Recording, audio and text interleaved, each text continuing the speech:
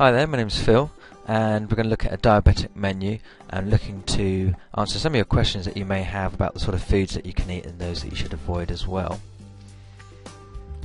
Now, being told that you have diabetes can be quite a scary experience, and you may even be freaking out about it or panicking. It's quite understandable, and everybody reacts differently, but the first thing you should do if you haven't already is you should consult your doctor, who may prescribe some drugs for you and even explain to you things about how to test your blood.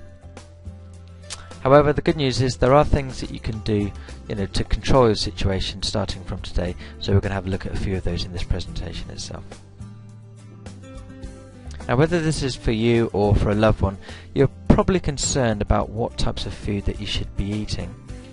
Maybe you're even worried that it's going to mean cutting out all of your favourite types of food.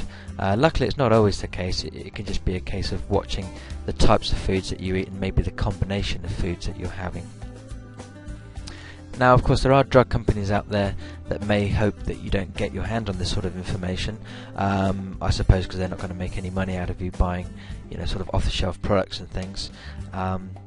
And unfortunately, quite often the government, especially in the US, may not be able to contribute to your medication. If you've got a minor, then of course it's still always worth finding out.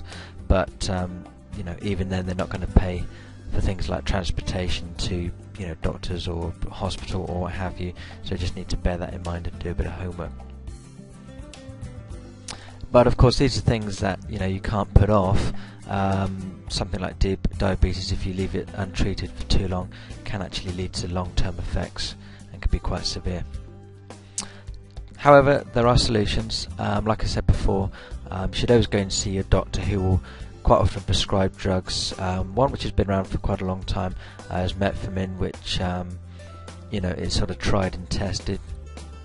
There are other drugs as well that sometimes get prescribed, like Actos and Evandia, but you really want to do your homework, because I've heard a few mixed reactions about these, and some people have said they can even be dangerous. So just make sure you investigate these first rather than just jumping straight into taking them. Exercise is definitely going to help you out, and don't worry, it doesn't necessarily mean sweating out for hours in the gym. It can just literally being a case of introducing sort of daily walking.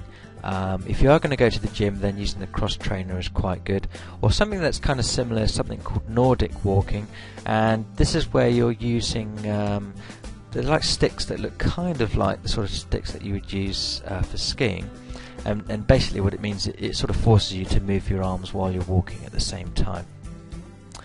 Doing things like this will definitely help your situation, and can even help with blood pressure as well.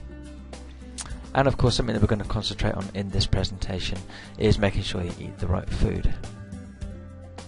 So I'm going to look at some quick food guidelines now that can help you. It's quite common that people need to cut the amount of carbohydrates that they're taking in. This is known as carb counting. And at the same time, you need to concentrate on getting foods that are quite high in protein. It's also worth noting that different food groups can affect your blood sugar level, so that is something that you need to look into as well. Something that you want to do right off the bat is avoid eating high starch vegetables such as beans, parsnips, carrots and peas, and also want to avoid fruits like bananas, grapes, strawberries and mangoes. Bananas, for example, have quite a high sugar amount. Things that you should be eating are things like white meat like chicken, fish, and also duck, so all of those are quite tasty. So again, you don't have to cut out all your favourite foods. Should also be getting lots of fibre, which you can get from things like nuts, seeds, and also other certain vegetables. And on the fruit side, you can eat things like peaches, grapefruit and apples. Now in part 2, we're going to look at how we can sort of put all this together. It's one thing just knowing what foods to eat and avoid, but of course you want to make sure that you're getting a nice set of healthy recipes that you can put together, so you can enjoy your food while knowing that it's going to help your blood level too. So in part 2, you're going to be able to get hands on this solution, lots of recipes, so you can get started straight away.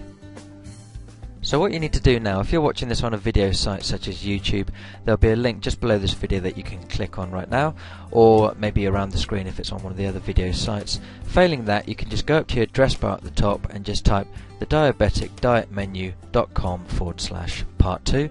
That's thediabeticdietmenu.com/part2, and I'll see you there in a moment. Thank you.